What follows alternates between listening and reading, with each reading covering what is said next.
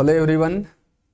आज के इस वीडियो लेक्चर में हम रोटेशन जो टॉपिक है ना, उसमें एक बहुत ही बढ़िया सवाल पूछा जाता है, हिंज फोर्स से रिलेटेड है। तो आज हिंज फोर्स का कैलकुलेशन कैसे करते हैं उसको स्टेप वाइज करके सीखेंगे, और टोटल एक साथ ही नहीं, ऐसा नहीं कि डायरेक्ट हिंज फोर्स पे आ गए, स्टेप वाइज स्टेप सीखने की कोशिश करेंगे। यानी इस क्वेश्चन को ना क्या करेंगे, कई पार्ट में ब्रेक करेंगे और अलग अलग पार्ट वाइज सॉल्व करते चलेंगे, और लास्ट में अपने आप हिंज फोर्स का कैलकुलेशन आ जाएगा कि न्यूटन्स लॉ यूज करके कैसे करना है। तो सबसे पहले एक एग्जांपल सामने है, यहाँ पे दे रखा है बच्चों की यूनिफॉर्म रॉड है, रॉड का मास मान लो m है, लेंथ दे रखा l है, यहाँ पे हमने हिंज कर दिया और इसको रेस्ट से यहाँ से छोड़ा है। रॉड की जो इनिशियल एंगुलर वेलोसिटी है ना वो 0 है, और ये जो रॉड है ना वो वर्टिकल प्लेन में रोटेट करने के लिए फ्री है। यानी इसका जो प्लेन ऑफ मोशन है ना, अगर आप रेस्ट से छोड़ोगे तो नीचे जाएगा, और इसका जो प्लेन ऑफ मोशन है ना वो वर्टिकल प्लेन है। तो यहाँ से रेस्ट से छोड़ा, इनिशियल एंगुलर वेलोसिटी 0 थी, तो ऑब्वियस सी बात है नीचे गई होगी। 37 डिग्री रोटेट करने के बाद इस रॉड की एंगुलर वेलोसिटी क्या होगी, पहले वो निकालेंगे। और एंगुलर वेलोसिटी आ गई तो इसी पोजीशन पे 37 डिग्री रोटेट करने के बाद जो रॉड की पोजीशन है ना, इस पोजीशन पे इसका एंगुलर एक्सेलरेशन क्या होगा ये निकालेंगे। जब एंगुलर वेलोसिटी आ जाएगी, एंगुलर एक्सेलरेशन आ जाएगा, उसके बाद रॉड का जो सेंटर ऑफ मास है उसका एक्सेलरेशन क्या है वो कैलकुलेट करेंगे। और जब ये सब कैलकुलेशन हो जाएगा तो उसके बाद सबसे लास्ट में हिंज फोर्स का कैलकुलेशन सीखेंगे। तो चलिए शुरू करते हैं। सबसे पहले एंगुलर वेलोसिटी क्या होगी 37 डिग्री रोटेट करने के बाद। एंगुलर वेलोसिटी निकालने के लिए हमको पता है वर्क एनर्जी थ्योरम यूज करना पड़ेगा, और अगर वर्क एनर्जी थ्योरम यूज करना है तो जितने भी फोर्स इस रॉड पे एक्ट कर रहे होंगे ना, हर एक फोर्स का टोटल वर्क निकालना पड़ेगा। तो कौन कौन से फोर्स लग रहे हैं इस रॉड पे जिनका वर्क हमें देखना है, तो उसके लिए सबसे पहले रॉड की एफडी बनाएंगे। तो अगर रॉड की एफडी बनाओगे ना, तो सबसे पहले तो रॉड के सेंटर ऑफ मास पे लगेगा ग्रेविटेशनल फोर्स m इंटू जी, mg ले लिया। इसके अलावा रॉड के कॉन्टैक्ट में हिंज है, तो ऑब्वियस सी बात है हिंज का फोर्स लगेगा। हिंज का फोर्स जो होता है ना, जरूरत के हिसाब से किसी भी डायरेक्शन में हो सकता है। तो यहाँ पे अपने मन से रैंडम कोई भी एक डायरेक्शन ले लिया, ऐसे ले लिया, इस डायरेक्शन में कुछ फोर्स एफ लग रहा होगा और कोई फोर्स यहाँ पे है नहीं, तो यूज करेंगे वर्क एनर्जी थ्योरम। तो work done by all the forces equal to change in kinetic energy. तो जो हिंज फोर्स है ना, ये हिंज फोर्स जिस पॉइंट पे एक्ट कर रहा है, ये वाला पॉइंट तो फिक्स है, और अगर ये वाला पॉइंट फिक्स है तो इस पॉइंट का डिस्प्लेसमेंट क्या होगा 0, और अगर इस पॉइंट का डिस्प्लेसमेंट 0 है तो हिंज फोर्स की वजह से यहाँ पे वर्क डन भी 0 आएगा। तो हिंज फोर्स का वर्क तो 0 हो गया। अब इसके अलावा बचा है ग्रेविटेशनल फोर्स mg। तो जो ग्रेविटेशनल फोर्स है ये इस रॉड के सेंटर ऑफ मास पे एक्ट कर रहा है। तो सबसे पहले जिस पॉइंट पे mg लग रहा है ना, उस पॉइंट का डिस्प्लेसमेंट देखना पड़ेगा वर्टिकल। ये जो सेंटर ऑफ मास है पहले यहाँ पे है, ये भी पता है कि यहाँ पे प्योर रोटेशन हो रहा है, और रिजिड बॉडी का अगर प्योर रोटेशन है तो बॉडी का हर एक पार्टिकल जो है ना सर्कुलर मोशन परफॉर्म करता है। तो जो सेंटर ऑफ मास है इसका भी मोशन होगा सर्कुलर मोशन। तो अगर सेंटर ऑफ मास के पाथ की बात करें तो इसका मोशन होगा बच्चों सर्कुलर मोशन। इस तरीके का सर्कुलर पाथ ले लिया ऐसे, और इसके सर्कुलर पाथ का जो सेंटर होगा ना वो हिंज वाला पॉइंट होगा, इसका नाम दे दिया कुछ O है। तो सेंटर ऑफ मास यहाँ से चल के पहुंच गया यहाँ पे ऐसे, और ग्रेविटेशनल फोर्स का वर्क निकालने के लिए हमें वर्टिकल डिस्प्लेसमेंट देखना पड़ेगा। ये वर्टिकल डिस्प्लेसमेंट मान लो कुछ h है, ये ले लिया बच्चे h। यहाँ पे एक राइट एंगल ट्रायंगल दिखाई दे रहा है, इस राइट एंगल ट्रायंगल में ये वाली लेंथ l/2 होगी, क्योंकि अगर ये सेंटर ऑफ मास है ये रॉड का मिड पॉइंट होगा। ये लेंथ l/2, ये हाइट h है, ये एंगल 37 डिग्री है। तो यहाँ पे यूज कर लेंगे साइन 37 डिग्री। तो साइन 37 इक्वल टू होगा परपेंडिकुलर हाइट ये h हो गया, अपॉन हो जाएगा बच्चे l/2। l/2 को लेफ्ट में ले जाएंगे तो यहाँ से h की वैल्यू आ जाएगी l/2 साइन 37। साइन 37 3/5 हो गया, इसकी वैल्यू आ जाएगी बच्चे 3l/10। सेंटर ऑफ मास का वर्टिकल डिस्प्लेसमेंट आ गया। अब वर्क एनर्जी थ्योरम लिखते हैं। तो during the motion work done bye hinge force हो गया बच्चों 0 plus work done by gravitational force लिखना होगा, और ग्रेविटेशनल फोर्स का वर्क होगा mg इंटू h, और h की वैल्यू है 3l/10। तो ग्रेविटेशनल फोर्स का वर्क हो गया mg इंटू h की जगह आ जाएगा 3l/10। ये टोटल वर्क आ गया, और total work equal to change in kinetic energy. तो फाइनल काइनेटिक एनर्जी इस पोजीशन पे लिखेंगे। रॉड का प्योर रोटेशन है, और प्योर रोटेशन के केस में जो काइनेटिक एनर्जी होती है वो होती है half I into omega square. तो फाइनल काइनेटिक एनर्जी अगर लिखोगे ना, तो फाइनल काइनेटिक एनर्जी होगी हाफ आई का मतलब मोमेंट ऑफ इनर्शिया, और प्योर रोटेशन में जो मोमेंट ऑफ इनर्शिया है ना उसको लेंगे अबाउट एक्सिस ऑफ रोटेशन। तो एक्सिस ऑफ रोटेशन के अबाउट रॉड का मोमेंट ऑफ इनर्शिया आएगा ml²/3। ये जो एक्सिस ऑफ रोटेशन है ना, ये प्लेन ऑफ मोशन के परपेंडिकुलर होगा, और ये एक्सिस रॉड के एक एंड से पास कर रही है, तो मोमेंट ऑफ इनर्शिया की वैल्यू इस एक्सिस के अबाउट होगा ml²/3। तो हो गया हाफ इंटू आई इंटू एंगुलर वेलोसिटी ओमेगा है तो ओमेगा का स्क्वायर माइनस, जब ये रॉड हॉरिजॉन्टल थी तो इसको इनिशियल पोजीशन ले लिया, इनिशियल ओमेगा 0 था, इसका मतलब रॉड की इनिशियल काइनेटिक एनर्जी भी 0 होगी, तो ये आ गया 0। इस इक्वेशन को सॉल्व करते हैं। यहाँ से आ जाएगा बच्चे 3mgL/10 इक्वल टू हो गया, यहाँ पे हो गया हाफ ml²/3 इंटू ओमेगा का स्क्वायर। अगर इसको थोड़ा सॉल्व करो ना, तो 2 से यहाँ पे 5 बचेगा, 3 ऊपर जाएगा तो 9 हो जाएगा। यहाँ से ओमेगा स्क्वायर की वैल्यू आ जाएगी बच्चे, m से m कैंसिल हो गया, ये आ जाएगा 9, ऊपर आएगा g, नीचे आएगा यहाँ पे 2, यहाँ पे 10 है तो नीचे बचेगा 5 इंटू एल, यहाँ पे एल है, यहाँ पे एल स्क्वायर है तो यहाँ पे आएगा एल। ये ओमेगा आ गया, इसका अंडर रूट अगर ले लो ना तो एंगुलर वेलोसिटी की वैल्यू आ जाएगी √9 इंटू g/5 इंटू एल। एक आंसर तो हमारा आ चुका है कि 37 डिग्री रोटेशन के बाद इस रॉड की जो एंगुलर वेलोसिटी है ना, इस ओमेगा की वैल्यू होगी √9g/5l। ओमेगा आ गया। इसके बाद नेक्स्ट पार्ट में हमें क्या करना है कि 37 डिग्री रोटेट करने के बाद ये जो रॉड की पोजीशन है ना, इस पोजीशन में इसका एंगुलर एक्सिलरेशन क्या होगा। रॉड का जो मोशन है प्योर रोटेशनल मोशन है, और प्योर रोटेशनल मोशन में हमें एंगुलर एक्सिलरेशन कैलकुलेट करना है, जिसका इक्वेशन होता है बच्चों torque equal to I into alpha.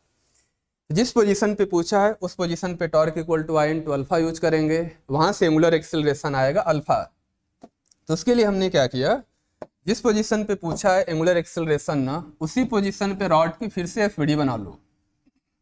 अब रॉड इस पोजीशन पे आ चुकी है, यहाँ पे हमने हिंज कर रखा है, यहाँ पे हिंज है, और रॉड का जो सेंटर ऑफ मास है वो यहाँ पे आ चुका है, और हॉरिजॉन्टल से इसका जो एंगल है ना, ये एंगल है बच्चों 37 डिग्री। तो फिर से रॉड की एफबीडी बनाते हैं, जिस पोजीशन पे अल्फा पूछा है उस पोजीशन पे एफबीडी बनाना होगा।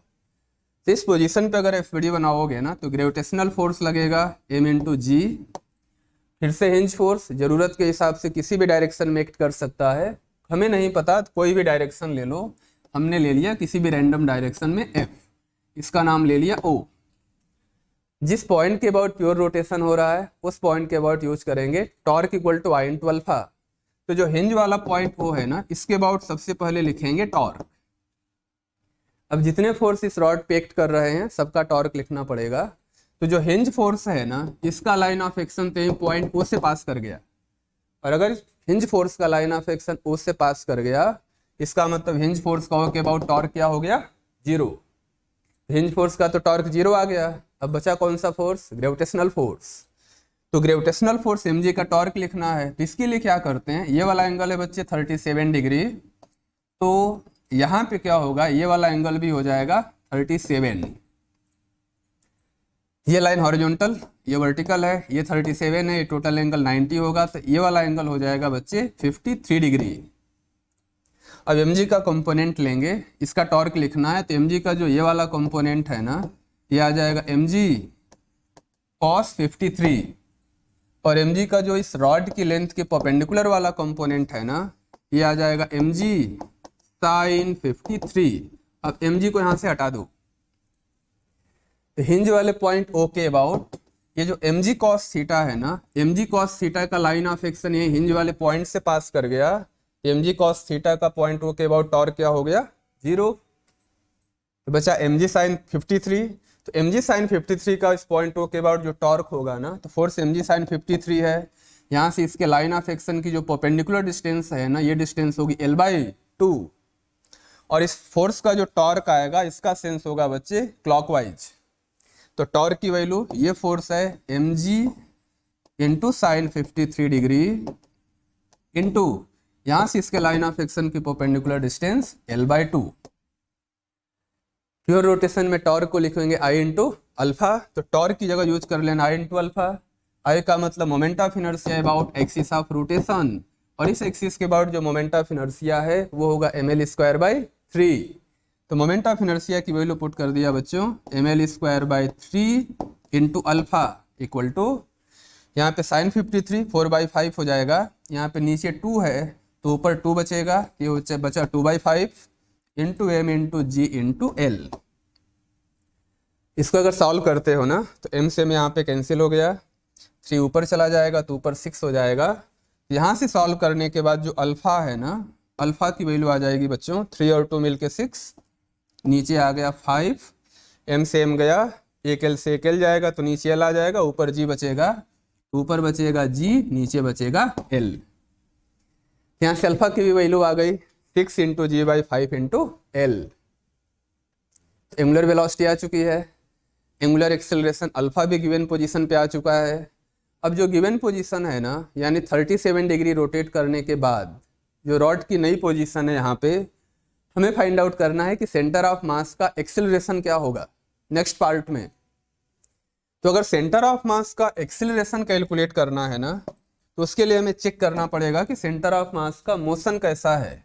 और हमको पता है कि ये रॉड है ना प्योर रोटेशन में है, और अगर ये प्योर रोटेशन में है अबाउट पॉइंट O यानी अबाउट हिंज, तो सेंटर ऑफ मास का पाथ होगा सर्कल, और इसके सर्कुलर पाथ का जो सेंटर है ना वो हिंज वाले पॉइंट O पे होगा, और इसके सर्कुलर पाथ की जो रेडियस है ना ये हो जाएगी बच्चे l/2। और हमको पता है कि अगर कोई पार्टिकल, सेंटर ऑफ मास को आप एक पार्टिकल मान सकते हो, पार्टिकल की तरह ट्रीट कर सकते हो, और यहाँ पे सेंटर ऑफ मास का सर्कुलर मोशन है, यानी इस पार्टिकल का सर्कुलर मोशन है, और सर्कुलर मोशन में 2 एक्सेलरेशन होते हैं, टेंजेंशियल और नॉर्मल। तो यहाँ पे सेंटर ऑफ मास के भी 2 एक्सेलरेशन होंगे, एक एक्सेलरेशन होगा टेंजेंशियल, दूसरा होगा नॉर्मल, जिसको सेंट्रीपिटल भी बोल सकते हो। तो जो इस सेंटर ऑफ मास का जो नॉर्मल एक्सेलरेशन है ना, यहाँ पे ले लिया centre of mass, normal acceleration होता है बच्चे टुवर्ड्स द सेंटर, तो सेंटर की तरफ आएगा नॉर्मल एक्सेलरेशन, इसका नाम ले लिया an। और सर्कुलर मोशन में नॉर्मल एक्सेलरेशन की वैल्यू होती है r into omega square. Circular path की रेडियस हमको पता है, सेंटर ऑफ मास के लिए सर्कुलर पाथ की रेडियस l/2 है इंटू ओमेगा का स्क्वायर। हमने इस सवाल के फर्स्ट पार्ट में ओमेगा को कैलकुलेट किया था।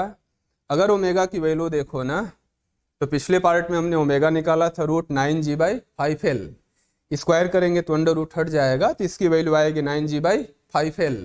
तो इस ओमेगा की वैल्यू यहाँ पे पुट कर देंगे, तो यहाँ पे नॉर्मल एक्सेलरेशन की वैल्यू आ जाएगी, ये है 9 into g/5 into L. Omega square की वैल्यू अंडर रूट हटाने के बाद 9g/5l हो गई, यहाँ पे इसकी वैल्यू पुट कर दिया। अब इसको जब सॉल्व करोगे ना, एल से एल गया, ऊपर बचेगा 9 इंटू जी अपॉन नीचे बचेगा 10, ये आ गया नॉर्मल एक्सेलरेशन। इसके अलावा बचा टेंजेंशियल एक्सेलरेशन, वो टेंजेंट की डायरेक्शन में होगा। इस पोजीशन पे अगर टेंजेंट ड्रॉ करोगे, सेंस ऑफ रोटेशन ऐसा है, अल्फा का सेंस ऐसा है, तो जो टेंजेंशियल एक्सेलरेशन होगा इसके हिसाब से डिसाइड होगा। इसकी डायरेक्शन होगी बच्चों ऐसे, और इसकी वैल्यू होगी alpha into R. Angular acceleration alpha हमें मालूम है, अभी निकाला था 6g/5l है, और सर्कुलर पाथ की रेडियस r की वैल्यू l/2 है। दोनों वैल्यू यहाँ पे अगर पुट कर दो ना, तो 80 की वैल्यू आ जाएगी अल्फा, यहाँ से 6g/5l हो गया, ये हो गया 6 into g/5 into L into circular path की रेडियस है l/2। तो यहाँ पे l से l गया, ऊपर 6 से नीचे 2 है, तो यहाँ पे आएगा बच्चे 3g/5। यहाँ से सेंटर ऑफ मास का एक्सेलरेशन भी आ गया। सेंटर ऑफ मास के एक्सेलरेशन के 2 कंपोनेंट, टेंजेंशियल आएगा 3g/5 और नॉर्मल एक्सेलरेशन आ गया 9g/10। यहाँ तक तो हमने सीख लिया। अब सबसे लास्ट में आता है जिस चीज़ को सीखने के लिए हमने एग्जाम्पल लिया था, एक क्वेश्चन लिया था, हिंज फोर्स का कैलकुलेशन। तो ओमेगा निकाल लिया, टेंजेंशियल एक्सेलरेशन अल्फा निकाल लिया, सेंटर ऑफ मास का एक्सेलरेशन भी निकाल लिया, एंगुलर एक्सेलरेशन अल्फा था, और सेंटर ऑफ मास का एक्सेलरेशन निकाल लिया, टेंजेंशियल और नॉर्मल।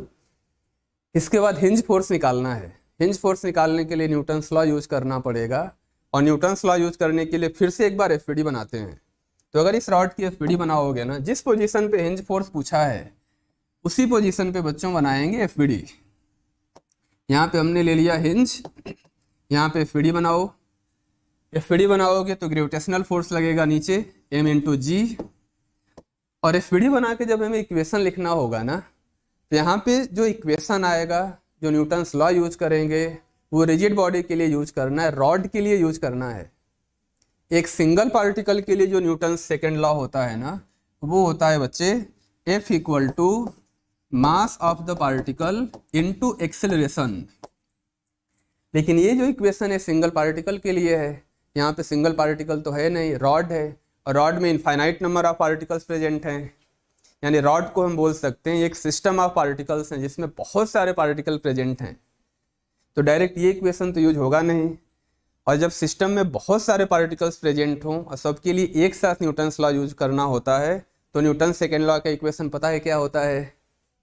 सिस्टम पे लगने वाला जो नेट एक्सटर्नल फोर्स है, इसको लिखते हैं ऐसे, इक्वल टू, यहाँ पे लेते हैं बच्चों मास of the system into acceleration of centre of mass.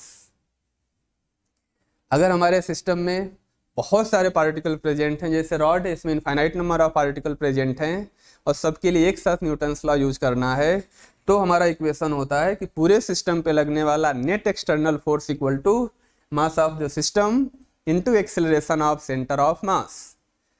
इस इक्वेशन को यूज करना पड़ेगा, और इस इक्वेशन में पूरे सिस्टम का मास तो हमको पता है, रॉड हमारा सिस्टम है, रॉड को सिस्टम ले लिया, तो पूरे सिस्टम का मास तो मालूम है m है। इसके पहले हमने सेंटर ऑफ मास का एक्सेलरेशन भी निकाल लिया था।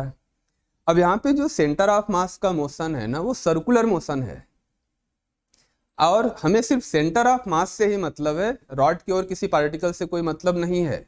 तो अपना जो पूरा फोकस होगा ना, वो सेंटर ऑफ मास के पाथ पे होगा, उसके मोशन पे होगा। और ये भी पता है कि जो सेंटर ऑफ मास का यहाँ पे मोशन है बच्चों, ये सर्कुलर मोशन है, और इसके सर्कुलर पाथ का जो सेंटर है ना, वो हिंज वाले पॉइंट पे है। और जब भी हम सर्कुलर मोशन की डायनेमिक्स की एनालिसिस करते थे, एफबीडी बनाते थे, न्यूटन्स लॉ यूज करते थे, तो हमेशा दो डायरेक्शन लेते थे इन जनरल। एक डायरेक्शन क्या करते थे बच्चे, सर्कल के सेंटर से जो पार्टिकल था ना, उस पार्टिकल को मिलाने वाली लाइन की डायरेक्शन में एक डायरेक्शन ले लेते थे। तो हमें सिर्फ सेंटर ऑफ मास के मोशन से मतलब है, तो न्यूटन्स लॉ यूज करने के लिए एक्स और वाई जो दो डायरेक्शन होंगे ना, उसमें से एक डायरेक्शन सर्कल का सेंटर यानी हिंज पॉइंट, उससे सेंटर ऑफ मास को मिलाने वाली लाइन ले लेंगे, यानी ये वाली डायरेक्शन ले लेंगे। एक्स और वाई दो डायरेक्शन डिसाइड करेंगे, उसमें से एक डायरेक्शन ले लिया ये वाली डायरेक्शन, इसी को रेडियल डायरेक्शन भी बोला जाता है। और जो दूसरी डायरेक्शन है बच्चों, वो इसके परपेंडिकुलर लेंगे ऐसे, टेंजेंशियल डायरेक्शन। तो दूसरी डायरेक्शन ऐसे हो जाएगी, और एक बार न्यूटन्स लॉ रेडियल डायरेक्शन में यूज करेंगे, एक बार टेंजेंशियल में, एक बार एक्स में और एक बार वाई में। और जितने भी फोर्स इस बॉडी पे एक्ट कर रहे होंगे ना, सारे फोर्सेज का कंपोनेंट इन्हीं दोनों डायरेक्शन में लेना पड़ेगा। तो mg तो हमने देख लिया, और mg का जो ये वाला एंगल है ना, ये वाला एंगल है 53 डिग्री। तो हमें mg का कंपोनेंट लेना पड़ेगा। mg का ये वाला कंपोनेंट होगा बच्चों mg cos 53। तो ये 3mg/5 हो जाएगा, cos 53 3/5 होगा, तो ये हो जाएगा 3mg/5। और mg का जो दूसरा वाला कंपोनेंट है वो आएगा इस डायरेक्शन में, ये होगा बच्चों mg sin 53, और sin 53 का मतलब 4/5 होगा, तो ये हो जाएगा 4mg/5। mg का कंपोनेंट ले लिया, इसे हटा दो। अभी हमने हिंज फोर्स तो दिखाया ही नहीं। तो हिंज फोर्स हमको पता है जरूरत के हिसाब से किसी भी डायरेक्शन में लग सकता है, और जब जरूरत के हिसाब से हिंज फोर्स किसी भी डायरेक्शन में लग सकता है ना, तो उसके लिए कोई भी रैंडम डायरेक्शन मानने से अच्छा ये है कि हिंज फोर्स का एक कंपोनेंट टेंजेंशियल डायरेक्शन में ले लो, एक्स डायरेक्शन में ले लो, और एक कंपोनेंट रेडियल डायरेक्शन में ले लो, वाई डायरेक्शन में। एक का नाम दे दिया F1, दूसरे का नाम दे दिया F2। दो परपेंडिकुलर डायरेक्शन में अगर हमने फोर्स मान लिया ना, तो इससे सारी डायरेक्शन कवर हो जाएंगी इस प्लेन में, और हिंज फोर्स के दोनों कंपोनेंट निकाल लेंगे, और वहां से रिजल्टेंट फोर्स की वैल्यू आ जाएगी √F1² प्लस F2 स्क्वायर। हो सकता है F1 की डायरेक्शन इधर हो, इसके अपोजिट हो, अपने आप माइनस आ जाएगा। हो सकता है F2 की डायरेक्शन इधर हो, उसके अपोजिट हो, कुछ भी पॉसिबल है, उसकी चिंता करने की जरूरत नहीं है, वो सॉल्व करने के बाद अपने आप प्लस माइनस आ जाएगा। ये तो कंप्लीट FPD हो गई। और इसी के बगल में एक्सेलरेशन का भी डायग्राम बना लेते हैं ताकि कहीं कुछ गड़बड़ ना हो। फिर से यहाँ पे रॉड ले लिया, यहाँ पे हिंज वाला पॉइंट है, यहाँ पे ले लिया बच्चों सेंटर ऑफ मास, और सेंटर ऑफ मास का जो नॉर्मल एक्सेलरेशन है वो टुवर्ड्स द सर्कल आया था, टेंजेंशियल एक्सेलरेशन आया था टेंजेंट की डायरेक्शन में अल्फा। और अभी इसके पहले हमने कैलकुलेट किया था कि जो टेंजेंशियल एक्सेलरेशन है वो है 3g/5, तो टेंजेंशियल एक्सेलरेशन की वैल्यू पुट कर दिया बच्चों 3g/5। और जो नॉर्मल एक्सेलरेशन है ना, इस नॉर्मल एक्सेलरेशन की वैल्यू हमने निकाला था 9g/10 है, ये नॉर्मल एक्सेलरेशन है, तो यहाँ पे लिख लिया 9 × g/10, तो नॉर्मल एक्सेलरेशन की वैल्यू आ गई बच्चों 9 × g/10। अब न्यूटन्स लॉ यूज करने की बारी है। पहले यूज करेंगे रेडियल डायरेक्शन में, तो ध्यान से अगर देखो ना तो नॉर्मल एक्सेलरेशन इस डायरेक्शन में है, और न्यूटन्स लॉ से हमें पता है कि जिस डायरेक्शन में एक्सेलरेशन है ना उसी डायरेक्शन में नेट फोर्स आएगा। तो नॉर्मल एक्सेलरेशन की डायरेक्शन में जो नेट फोर्स आएगा बच्चे वो होगा F2 माइनस mg cos 53 यानी 3mg/5। इस डायरेक्शन में नेट फोर्स की वैल्यू F2 माइनस 3mg/5, ये होगा बच्चे F2 minus 3mg/5 equal to पूरे सिस्टम का मास, ये न्यूटन सेकेंड लॉ वाला यूज करना है, तो पूरे सिस्टम का मास है m और नॉर्मल एक्सेलरेशन की वैल्यू है 9g/10, तो इनटू हो जाएगा बच्चे 9 × g/10। इस वाले टर्म को राइट में ले जाएंगे तो अपने आप माइनस से प्लस हो जाएगा, तो F2 की वैल्यू आ जाएगी 3mg/5 प्लस 9mg/10, यहाँ पे आ जाएगा बच्चे 15 × mg/10, 15 mg/10 हो गया, ठीक है ना। इसको ले जाके प्लस कर देंगे तो 5 2 करेंगे 6 और 9 मिलके 15/10, तो इसकी वैल्यू हो जाएगी 3 mg/2। पॉजिटिव आ गया, मतलब जो डायरेक्शन हमने लिया है ना वो सही है। अब निकालते हैं F1। तो जब टेंजेंशियल डायरेक्शन में, यानी इसको अगर x मानते हो तो इस डायरेक्शन में न्यूटन सेकेंड लॉ यूज करोगे ना, तो एक्सेलरेशन जो टेंजेंशियल वाला इस डायरेक्शन में, तो कंफर्म है कि नेट फोर्स इसी डायरेक्शन में आएगा। तो mg का जो ये वाला कंपोनेंट था इस डायरेक्शन में, ये 4mg/5 है साइन वाला कंपोनेंट, इसमें से F1 को सब्ट्रैक्ट करना पड़ेगा, तभी नेट फोर्स टेंजेंशियल एक्सेलरेशन की डायरेक्शन में आएगा। तो इस डायरेक्शन में नेट फोर्स आएगा बच्चे 4mg/5 माइनस F1, तो न्यूटन सेकेंड लॉ यूज करना है, तो ये हो जाएगा 4mg/5 minus F1 equal to mass into acceleration, तो पूरे सिस्टम का मास m है, और इस डायरेक्शन में जो एक्सेलरेशन है ना इसकी वैल्यू है 3g/5, तो इंटू हो जाएगा 3 × g/5। इसको अगर सॉल्व करो ना तो इसको लेफ्ट में ला देना, तो लेफ्ट में लाओगे तो F1 की वैल्यू हो जाएगी बच्चों 4mg/5 माइनस हो जाएगा 3mg/5, यहाँ से F1 की वैल्यू आ गई mg/5, ये पॉजिटिव आ गई, मतलब जो डायरेक्शन माना है वो सही है।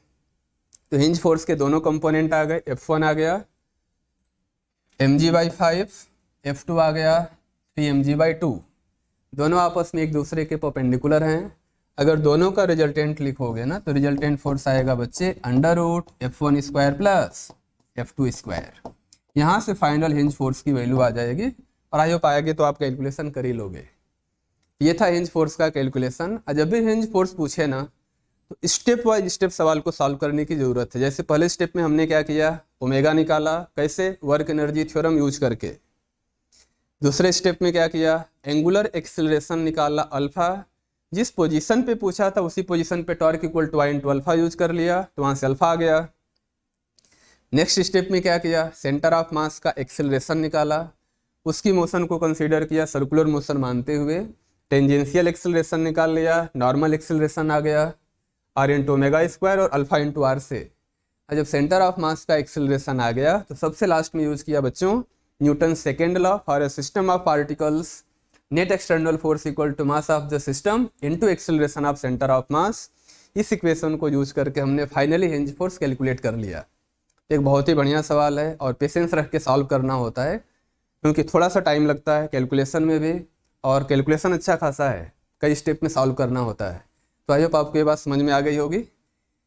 तो इसको अच्छे से कर लेना, और इसके बाद आगे जो भी क्वेश्चंस होंगे इससे रिलेटेड उसको देखेंगे अगली क्लास में, अगले वीडियो लेक्चर में। Thank you.